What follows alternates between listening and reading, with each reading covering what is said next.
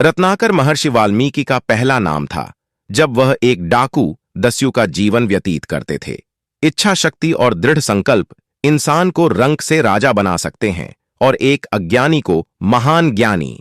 भारतीय इतिहास में आदि कवि महर्षि वाल्मीकि की जीवन कथा भी दृढ़ संकल्प और मजबूत इच्छा शक्ति अर्जित करने की ओर अग्रसर करती है।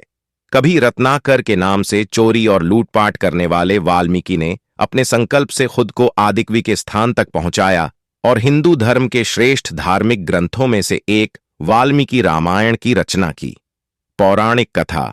एक पौराणिक कथा के अनुसार महर्षि बनने से पूर्व वाल्मीकि रत्नाकर के नाम से जाने जाते थे तथा परिवार के पालन हेतु लोगों को लूटा करते थे। एक बार उन्हें निर्जन वन में नारद मुनि मिले तो रत्नाकर ने उन्हें लूटने का प्रयास किया। तब नारद जी ने रत्नाकर से पूछा कि तुम यह निम्न कार्य किस लिए करते हो?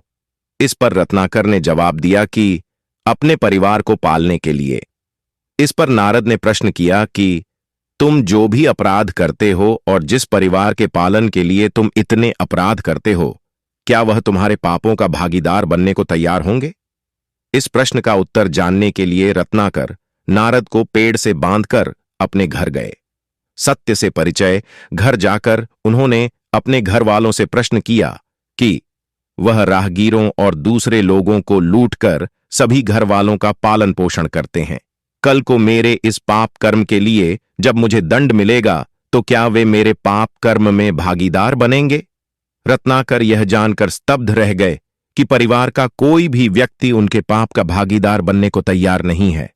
लौटकर उन्होंने नारद के चरण पकड़ लिए।